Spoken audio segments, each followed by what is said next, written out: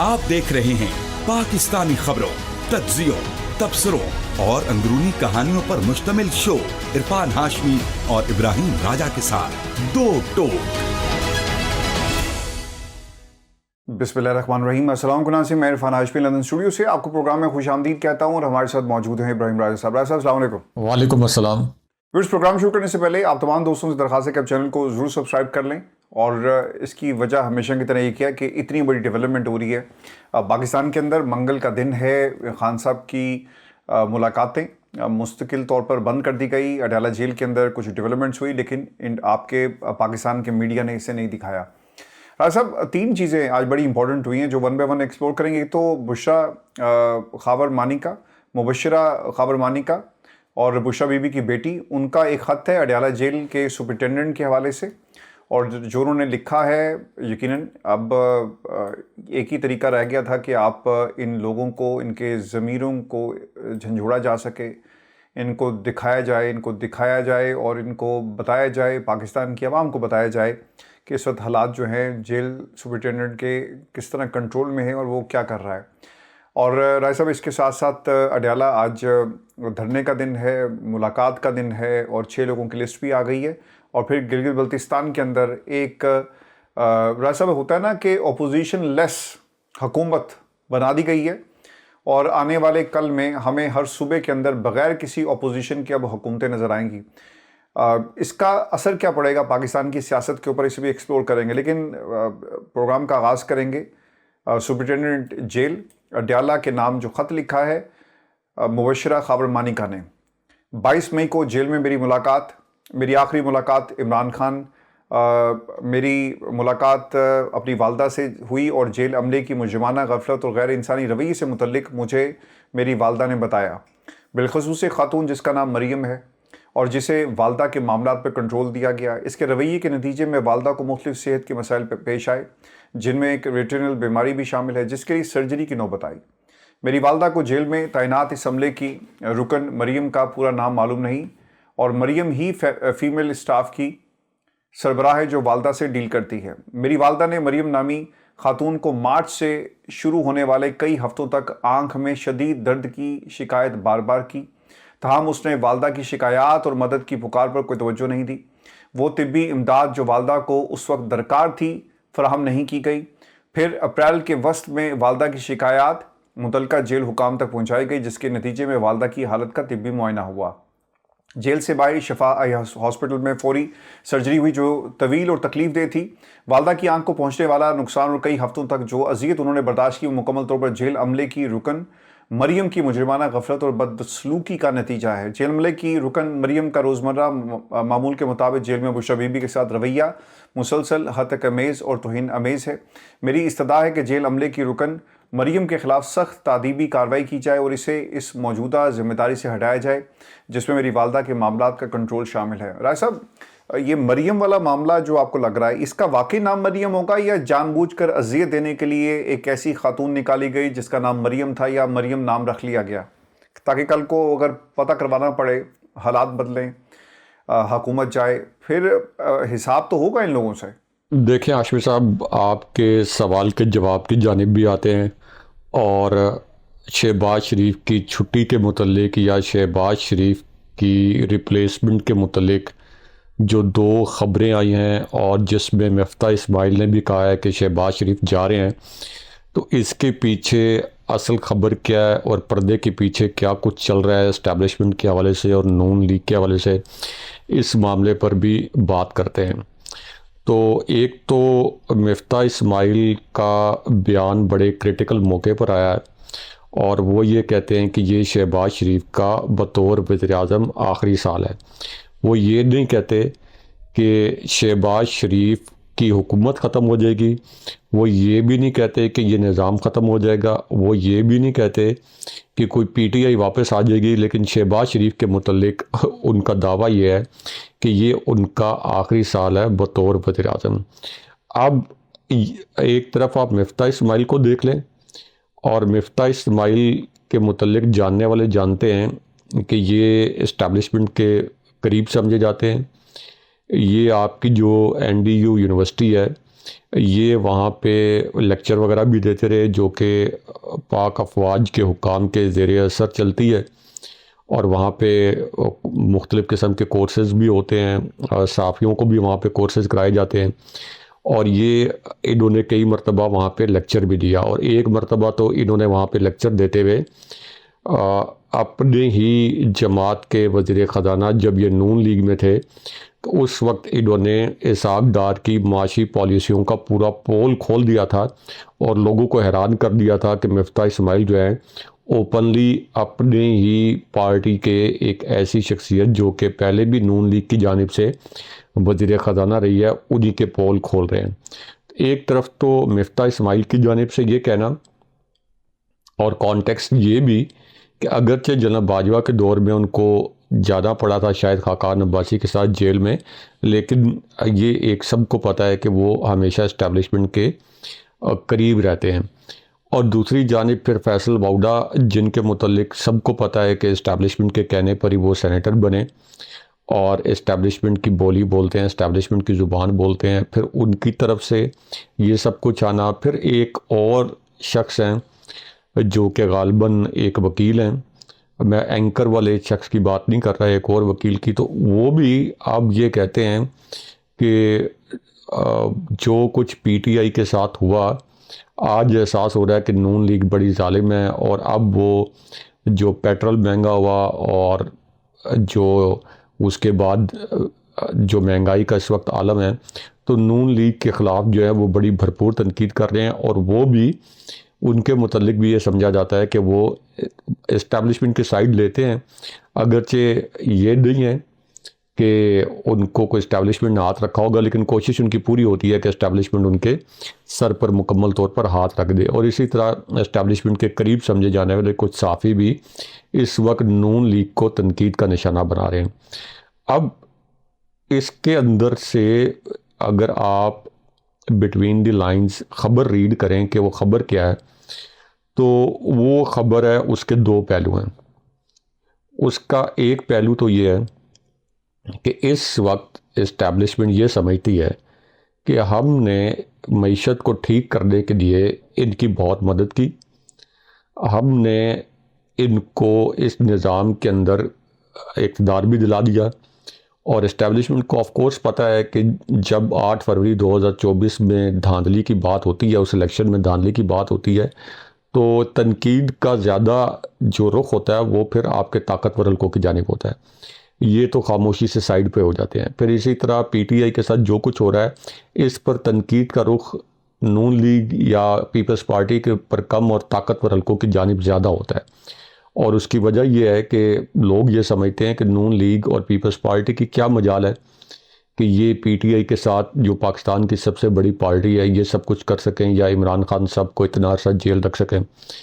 तो इसलिए इतना कुछ करने के बावजूद इस्टेब्लिशमेंट की जानिब से, इनको डिफेंड करने के बावजूद, इनको इक़्तिदार में लाने के बावजूद, आउट ऑफ वे जाकर मईशत की तरक्की के लिए इनकी मदद करने के बावजूद, इस वक्त पाकिस्तान में ग्राउंड रियलिटी ये है कि लोगों का जो एक पहले मरले में होता है सियासी इख्तलाफ किसी जमात से, फिर वो बात आ जाती है नापसंदीदगी पर, और फिर वो नापसंदीदगी के किसी जमात को नापसंद करते हैं। उसके बाद एक वक्त ऐसा आ जाता है कि लोग सियासी तौर पर उस जमात से नफ़रत करना शुरू कर देते हैं। तो इस वक्त इस हुकूमत ने जो कुछ किया है अप्रैल 2022 से ऑनवर्ड ये जून 2026 तक, यानी जब ये पहले भी शहबाज शरीफ ने हुकूमत संभाली और अब भी, तो जो कुछ इन्होंने इस वक्त किया है पाकिस्तान के लोगों के साथ, तो इनके साथ लोगों को सियासी तौर पर नफ़रत हो गई, सियासी तौर पर नफ़रत हो गई है। और ज़ाहिर है कि इस्टेब्लिशमेंट के अपने सर्वेज होते हैं, अपने थिंक टैंक्स होते हैं, और उनको पता है कि ये हुकूमत अपना बयानिया भी नहीं बना सके तो ये अपने बयानिए के ज़रिए इस्टेब्लिशमेंट को क्या सपोर्ट करेंगे या उनकी फेवर में क्या बयानिया बनाएंगे। फिर इनकी जो टीम है, यानी जो इन्होंने पीटीवी में रखी है, उसमें से इस्टेब्लिशमेंट का कोई बंदा नहीं है, वो सारे नून लीग के बंदे हैं अपने, वो थके टूटे हुए जो लोग हैं, इन्होंने वहाँ पे एंकर रखे हैं। एक और वो नाम याद एंकर जिनको पहले सुबह सिंह के ख़िलाफ़ जो वो प्रोपेगेंडा कर रहे थे हमारे सिंधी भाइयों के ख़िलाफ़, तो उनको वहाँ से सैक किया गया, जिनको मरियम नवाज़ मेंटोर कहती हैं और सबसे ज़्यादा गलीज़ अल्फाज वो इस्तेमाल करते हैं अपने ट्वीट्स के अंदर भी, जिनको वो कहती हैं कि जी मेरे वो मेंटोर है। और बाद में उन्होंने ये भी कहा कि हमें तो सिंध में नहरों के मामले पर इस्टेब्लिशमेंट फीड करती थी, तो हम इसलिए पीपल्स पार्टी पर तनकीद करते थे, लेकिन देख लें कि हमारे साथ क्या हुआ है। तो इस तरह के जो किरदार हैं जिनकी आप ये कह लें कि ज़ीरो क्रेडिबिलिटी है, ज़ीरो फॉलोइंग है, जो हर वक्त उन उन उन वो अपने पता नहीं घर वालों को कैसे फेस करते होंगे, जिनके हर लफ्ज़ में गलाजत है, उन सब को उठा के इन्होंने पीटीवी में जाके फेंक दिया है एंकर के तौर पर कि जी आप आएँ प्रोग्राम। तो उससे तो बयानिया नहीं बनेगा, उससे तो लोगों में और सियासी नफरत बढ़ती है। तो इस कॉन्टेक्स्ट में अब ये एक मैसेज कन्वे किया जा रहा है कि जो भी इस्टेब्लिशमेंट के जो भी इस वक्त मईशत के बुरे हालात हैं, उसकी पूरी जिम्मेदारी जो है ये शहबाज शरीफ और शहबाज शरीफ की हुकूमत की है। और देखें इस्टेब्लिशमेंट भी इस मामले पर नाखुश है और इसका इजहार वो मुख्तलिफ लोगों के ज़रिए हो रहा है।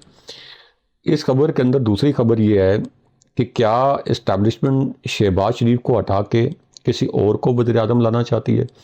तो शहबाज शरीफ की रिप्लेसमेंट एक ही शख्सियत इस वक्त मौजूदा निज़ाम में हो सकते हैं और वो इमरान खान साहब नहीं है, वो शख्सियत मोहसिन नकवी साहब हो सकते हैं, जो कि यानी शहबाज शरीफ जिस तरह इस्टेब्लिशमेंट की हर ख्वाहिश को पूरा करते हैं, मुकम्मल तौर पर उनके सामने किसी किस्म का इनकार नहीं करते, लेकिन फिर भी चूँकि वो नून लीग है, एक पार्टी है, पीछे मियाँ नवाज शरीफ हैं, कभी कभार किसी को जोश आता है तो ख्वाजा साद रफ़ीक साहब या कोई और, तो वो एक आधा स्टेटमेंट दाग देता है।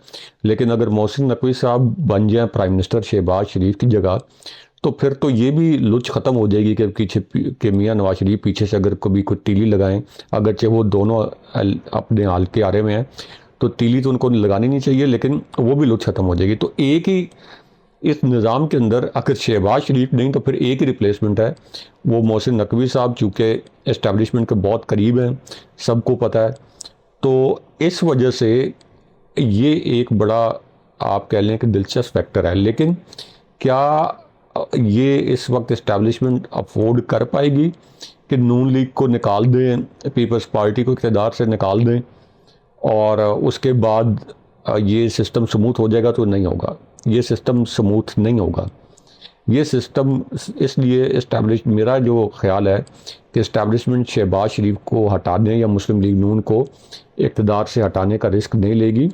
सिस्टम उसी सूरत में स्मूथ होगा जब इमरान खान साहब को इंसाफ मिलेगा। दोबारा इलेक्शन नहीं भी हो सकते, 8 फरवरी 2024 की धांधली वापस नहीं आ सकती, वो फिक्स नहीं हो सकती। तो इमरान खान साहब को इंसाफ दें, खान साहब के मुतल्लिक अदालतें आज़ादाना फैसले करें, वो रिहा हो जाएँ, और उसके बाद ये जो पाकिस्तान के अंदर सियासी अफरा तफरी, इंतकाम और ये जो शोर व गुल तकसीम है, इसका ख़ात्मा हो, तभी सिस्टम स्मूथली चल सकेगा। वरना इस वक्त मुझे नज़र नहीं आता कि शहबाज शरीफ को निकालने का कोई प्लान बन रहा है या ये कोई शहबाज शरीफ का अच्छा, ज़्यादा मैं इसमें एक एडिशन ऐसा भी कर दूं, क्योंकि खान साहब की मुलाकात का दिन 6 वकीलों के नाम थे और शहबाज शरीफ को निकालते या नहीं निकालते, लेकिन कौम ये जानना चाह रही है कि इमरान खान को कब जो है वो रिहा किया जाएगा, कब अडयाला से को परवाना आएगा और उनकी कम अज़ कम अलशिफा मुंतकिली जो है वो हो सकेगी।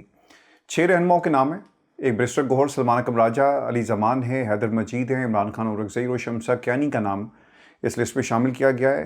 रासब लास्ट मंगल को हमने देखा था कि एक ट्वीट किया गया अली खान की तरफ से, जिसमें उन्होंने कहा था कि तहरीक इंसाफ ने रिक्वेस्ट की है अचकज़ई से, और अचकज़ई उसके बाद खामोश थे। और फिर जब मौके पर लोग पहुँचे, सवाल हुआ कि आप बंदे क्यों नहीं लेकर आए। तकरीबन को 3000-4000 के करीब अफराद इकट्ठे हुए। तो तहरीक इंसाफ इससे कई बड़ा गुना मजमा इकट्ठा करने की सलाहियत रखती है और आवाम को यहाँ पर कीमे वाले नान खिलाकर बुलाना नहीं पड़ता। लेकिन लोग तो नहीं आए जिन्होंने लोगों को निकालना था, यानी क़यादत। फिर एक और ग्रुप है राय साहब, जो 35 का टोला नाराज़ अरकान, उन्होंने सुहेल हफीदी से सवाल ये किया कि तुम इमरान खान की रिहाई की तहरीक क्यों नहीं चलाते। आज सवाल ये होगा कि ये लोग पहुँचते हैं कि नहीं पहुँचते। और कितनी दफ़ा ये अलीमा खान के साथ जाकर खड़े हुए। आज इनकी भी शनाख्त पेज जो है वो होनी चाहिए। लेकिन असर जो अहम इसके अंदर नुकता है कि तहरीक इंसाफ की आज क़यादत का इम्तिहान, एक कमेटी ने एलामिया जारी किया कि हमसे मशवरा नहीं हुआ। शाहिद खटक कहते हैं कि मैं अपने हल्के से 300-400 बंदा ला सकता हूँ और अगर मुझे कन्वेंस दे दी जाए। राय साहब, ये किस तरफ चल पड़े हैं? ये वो कायदीन जो इमरान खान को अपनी रेड लाइन कहते थे, आज अलशिफा अस्पताल मुंतकिल करने के हवाले से कोई कुछ नहीं कर रहा। कहीं पर कोई आपको प्लानिंग नज़र नहीं आती। देखे, प्लानिंग तो सुहेल आफरीदी को करनी है, महमूद खान अचकज़ई को नहीं करनी। प्लानिंग सुहेल आफरीदी और केपी की जो इस वक्त पीटीआई की टीम है, सारी प्लानिंग इनको करनी है। पंजाब को इनकी, यानी पंजाब में जो पीटीआई है उनको इनकी सपोर्ट करनी है और महमूद खान अचकज़ई ने कुछ नहीं करना। तो अगर कोई महमूद खान अचकज़ई से कह रहा है, अलीमा खान साहिबा मजबूर होके महमूद खान अचकज़ई साहब से रिक्वेस्ट कर रही हैं, तो ये पीटीआई की क़यादत के लिए एक शर्मनाक लम्हा है कि इमरान खान साहब, जिनकी वजह से वो चीफ़ मिनिस्टर हैं, जिनकी वजह से अरकान असम्बली हैं, जिनकी वजह से अरकान पंजाब असम्बली हैं, सेनेटर हैं और पीटीआई के ओहदे लेके बैठे हुए हैं, उनकी बहन को इतना मजबूर कर दिया गया है कि महमूद खान अचकज़ई, जिनका कोई मैंडेट नहीं है, जो पीटीआई की वजह से जो अपोजिशन लीडर बने हैं, उनसे दरख्वास्तें करती फिरें अलीमा खान साहिबा। तो सुहेल आफरीदी के पास पूरा मैंडेट है। सुहेल आफरीदी को पता है कि उनके पास पूरा मैंडेट है। सुहेल आफरीदी को पता है कि वो अगर तहरीक चलाएंगे तो इमरान खान साहब को इनसे नाराज़ नहीं हो जाएंगे। लेकिन सुहेल आफरीदी अपना मैंडेट इस्तेमाल नहीं करना चाहते। किस लिए इस्तेमाल नहीं करना चाहते, अब सबको पता है कि वो इसलिए इस्तेमाल नहीं करना चाहते कि उनकी वजारत आला के मामले पर कोई इस्टेब्लिशमेंट ज़्यादा नाराज़ होकर उनको हटवाने का कोई मूव ना कर दे। ये ना हो कि सुहेल आफरीदी को जेल में डाल दिया जाए उनको नाअहल करके, या कोई और उनके ख़िलाफ़ मूव हो जाए। तो जो इमरान खान साहब की रिहाई की कुंजी है वो आवाम है, जो कि बहुत बड़ी तादाद में इमरान खान साहब को सपोर्ट करते हैं, पीटीआई के वर्कर हैं। और उस कुंजी को इस्तेमाल करना, उस कुंजी को यानी कमाल महारत के साथ इस्तेमाल करना, अडियाला जेल का ताला खोलने के लिए, वो सुहेल आफरीदी साहब को करना है। और चूँकि वो सियासी लीडर हैं तो उनको पता है कि ये सब कुछ कैसे होना है, लेकिन जानबूझ के भोले बने हुए हैं और हमेशा इस बात के पीछे छुप जाते हैं कि जब तक तहरीक तहफ़्फ़ुज़ आईन पाकिस्तान और हमारे बड़े जब तक कोई फ़ैसला नहीं करेंगे तो मैं अपने तौर पर फ़ैसला नहीं कर सकता। पीटीआई के अंदर इमरान खान साहब से कोई बड़ा नहीं है। तो जब इमरान खान साहब ने अली अमीन गंडापुर को हटाया था उनके ओहदे से, वो इसी वजह से हटाया था कि अली अमीन गंडापुर इमरान खान साहब की रिहाई की तहरीक को सेमीफाइनल मरले तक तो ले गए, लेकिन जब फाइनल मरला आया तो वो वहाँ से वापस आ गए। तो वो तो चलें, फिर भी सेमीफाइनल के मरले तक ले गए। जो सुहेल आफरीदी हैं ये तो पहले राउंड में ही हैं और पहले राउंड से ही आगे नहीं निकलना चाहते। यानी ये पहले राउंड से ही नहीं चाहते कि वहाँ से आगे निकलें और फिर कोई क्वार्टर फाइनल, सेमीफाइनल, फाइनल। तो इस वजह से ये सारी जिम्मेदारी जो है, सारी जिम्मेदारी ये सलमान अकरम राजा पे कोई जिम्मेदारी नहीं है, क्योंकि उनसे कोई तवक्को, कोई उम्मीद नहीं है कि वो कोई लोगों को इकट्ठा करेंगे। ना इमरान खान साहब ने सलमान अकरम राजा को ये हिदायत की थी कि आप सड़कों पे जाके एहतजाज करें और आपने लीड करना है।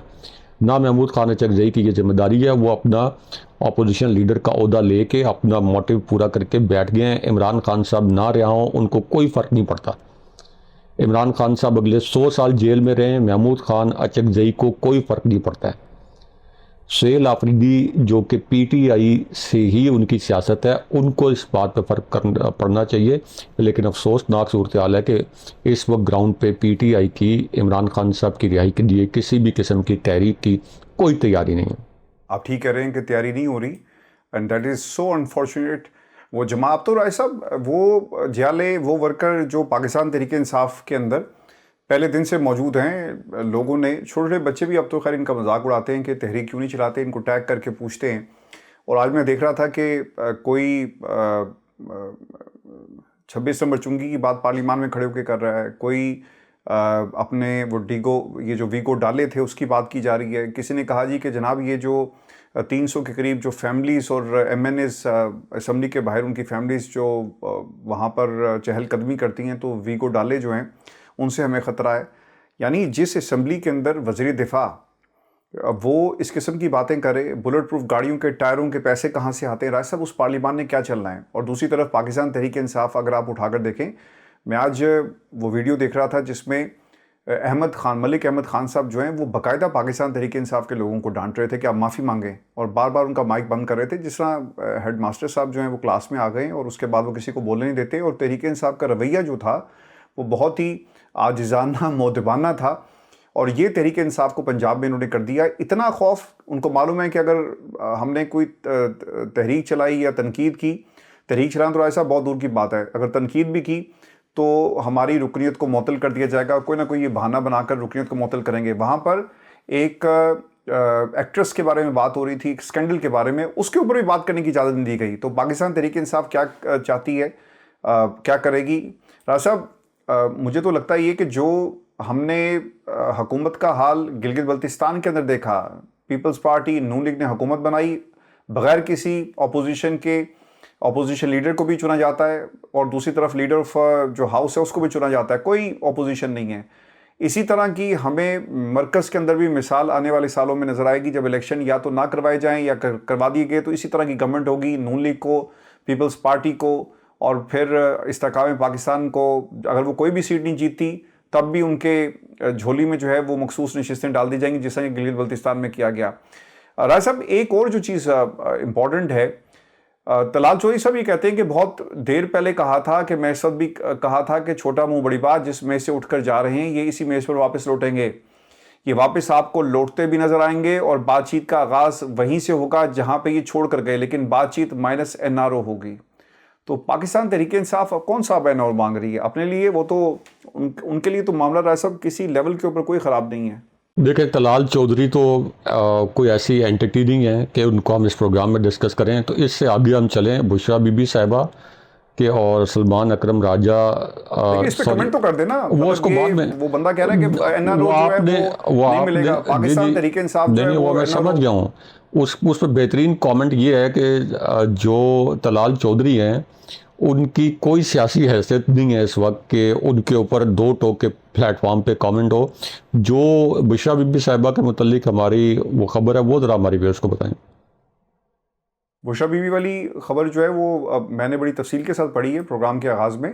उसमें जो बेटी है उन्होंने कुछ सवालात पूछे हैं। नहीं, वो जो सुपरिटेंडेंट जेल और का जो सलमान सफदर से जो मुकालमा हुआ है जिसमें झूठ बोले गए हैं और वो कॉन्ट्राडिक्ट किया गया है वकालतनामे के मामले में, उसमें सलमान सफदर साहब ने जो बातें की हैं राय साहब, एक तो दस्तखत वाला मामला था।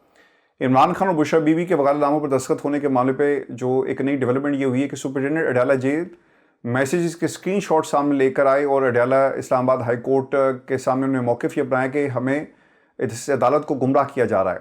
सुपरिटेंडेंट अडाला जेल ने अपने जवाब में कहा कि अदालती हुक्म के मुताबिक 16 जून को वकालतनामे दस्तखत होने के बाद तैयार थे। सलमान सफदर को 16 जून को बताया गया वकालतनामे तैयार हैं। सलमान सफदर को टेक्स्ट मैसेज करके बताया गया। सलमान सफदर को किए गए टेक्स्ट मैसेज की स्क्रीनशॉट भी हमने दिखाए। इमरान खान और बुशरा बीबी के वकील ने समाज से पहले वकालतनामे जानबूझकर हासिल नहीं किए। ये मौक़िफ़ था जो अदालत के अंदर पेश किया गया। और इसके बाद राय साहब, ये जो जिस खबर की आप बात कर रहे हैं इस पर जो वकालतनामों का मामला है, एक तो वकालतनामे इनको मौसूल हुए हैं जिसमें बताया जाता है कि 4 वकालतनामे हैं और 190 मिलियन पाउंड केस में अपील दायर करने के लिए जेल हुकाम को ये भेजे गए थे। लेकिन कुछ सहाफ़ी बता रहे हैं राय साहब कि ये 8 वकालतनामे जो नहीं मिले। सलमान सफदर साहब ने इसका जवाब भी दिया है, जो अडाला जेल के सुपरिटेंडेंट ने जवाब जमा करवाया है इस्लामाबाद हाई कोर्ट के अंदर। सुपरिटेंडेंट अडाला जेल के मुताबिक जो उन्होंने बातें कही ये दुरुस्त नहीं। मेरा स्टाफ पिछले 4 हफ्तों में इस शदीद गर्मी में 5 से 6 बार अडाला जेल के बाहर गया। जेल हुकाम ने मेरे स्टाफ को वकालतनामे फराहम नहीं किए, उन्हें बाहर खड़ा किए रखा। खालिद यूसुफ चौधरी एडवोकेट, सरफराज एडवोकेट, अहमद इसके अलावा अडाला जेल के बाहर 5 से ज़्यादा चक्कर लगा चुके। इस सारी सूरत हाल ने हमें 15 जून की सुबह को इस्लामाबाद हाई कोर्ट में तौहीन अदालत दरख्वास्त दायर करने पर मजबूर किया। 15 जून तौहीन अदालत दरख्वास्त दायर होने के बाद पहली बार मुझे कहा गया कि सिर्फ इमरान खान का वकालतनामा ले लेंगे और बुशरा बीबी का नहीं, सिर्फ इमरान खान का दस्तखतशुदा वकालतनामा ले जाएं। बुशरा बीबी का वकालतनामा अगर हमें नहीं दिया जाएगा तो हम आगे नहीं बढ़ेंगे। राय साहब देखें, जो इस वक्त अदालतें हैं उनको पता है कि उनके अहकामात पर अमल दरामद नहीं हो रहा। इससे पहले जो इमरान खान साहब की मुलाकातों के मुतल्लिक अहकामात थे उन पर भी अमल दरामद नहीं हुआ, और जो सुपरिटेंडेंट जेल ने रिपोर्ट दी उसको इंडोर्स कर दिया गया, या ये कहा गया कि हमने तो ऑर्डर दे दिया है, अहकामात जारी कर दिए हैं और इसके हवाले से फ़ाइनल फ़ैसला जो है ये सुपरिटेंडेंट जेल ने करना है। अब सुपरिटेंडेंट जेल जो इससे पहले भी इमरान खान साहब के केसेस के हवाले से या बुशरा बीबी साहिबा के केसेस के हवाले से जो कुछ अदालतों के अंदर कह चुके हैं और जिस किस्म की टाल मटोल कर रहे हैं, ये एक पूरा कड़ी दर कड़ी एक निज़ाम है। यानी ये निज़ाम शुरू होता है आपका सुप्रीम कोर्ट से, और सुप्रीम कोर्ट के बाद हाई कोर्ट्स से फिर लोअर कोर्ट्स, और फिर आपकी अडियाला जेल की इंतज़ामिया। तो इस वक्त पूरा निज़ाम जो है वो इमरान खान साहब के ख़िलाफ़ तो काम कर रहा है, लेकिन बुशरा बीबी साहिबा के ख़िलाफ़ इसलिए काम कर रहा है कि बुशरा बीबी साहिबा के ज़रिए इमरान खान साहब पर प्रेशर डाला जाए, उनके आसाब तोड़ने की कोशिश की जाए। लेकिन इससे पहले भी ये इनका हरबा कामयाब नहीं हुआ, अब भी कामयाब नहीं होगा। इससे पहले भी बुशरा बीबी साहिबा की अपनी चॉइस थी कि वो ख़ुद जेल गई, हालांकि उनको बनीगाला में नज़रबंद किया गया था, और बनीगाला नज़रबंद करने की वजह भी ये थी कि कुछ आपके इस्टेब्लिशमेंट के जो एहलकार हैं वो वहाँ पे जाके उन्होंने इमरान खान साहब के लिए मैसेजेस पहुँचाए थे, और वो मैसेजेस बाद में बुशरा बीबी साहिबा ने खान साहब तक पहुँचाए। ये नहीं कहा कि आप इन मैसेजेस को मान लें, सिर्फ एक मैसेंजर के तौर पर, जिसमें इमरान खान साहब को ये मैसेज कन्वे किया गया था कि आप कुछ अरसे के लिए खामोश हो जाएं, 3 साल के लिए निज़ाम को चलने दें और मौजूदा ताकतवर हलकों के मुतल्लिक अपने बयानात ख़त्म कर दें, तो आपकी रिहाई हो सकती है। लेकिन इमरान खान साहब ने उससे इनकार कर दिया था। तो ये बुशरा बीबी साहिबा के साथ जो सख्ती की जा रही है, इनको ये लगता है कि चूँकि इमरान खान साहब इस मामले में थोड़े सेंसिटिव हैं, पहले भी कई मरतबा इसका इजहार कर चुके हैं कि बुशरा बीबी साहिबा गैर सियासी खातून है, उनको ज़बरदस्ती इन केसेस के अंदर जो पहले ही ऑलरेडी जाली केसेस हैं, तो इसलिए ये तमाम सख्तियाँ जो हैं और ये जो अदालत एक फैसिलिटेटर का रोल अदा करती है उन सख्तियों में, ये सारा एक मिली भगत है। और रोज़ाना की बुनियाद पे हम देखते हैं कि इसी तरह की गेम्स जो हैं, ये अदालतें, पूरा निज़ाम, और इसी तरह आपका election commission, supreme court, high court, आपकी पुलिस, आपकी इंसदाद दहशत गर्दी की अदालतें, ये सब मिली भगत से इमरान खान साहब और बुशरा बीबी साहिबा और PTI के ख़िलाफ़ मिल के काम कर रहे हैं। बहुत शुक्रिया सब व्यूअर्स, ये हमारी आज की निशिस्त थी। अपने कमेंट जरूर भेजें, चैनल को सब्सक्राइब करें, और आपसे कल दोबारा मुलाकात होगी। इजाज़त दीजिए, अल्लाह ने के बाद। अल्लाह ने के बाद।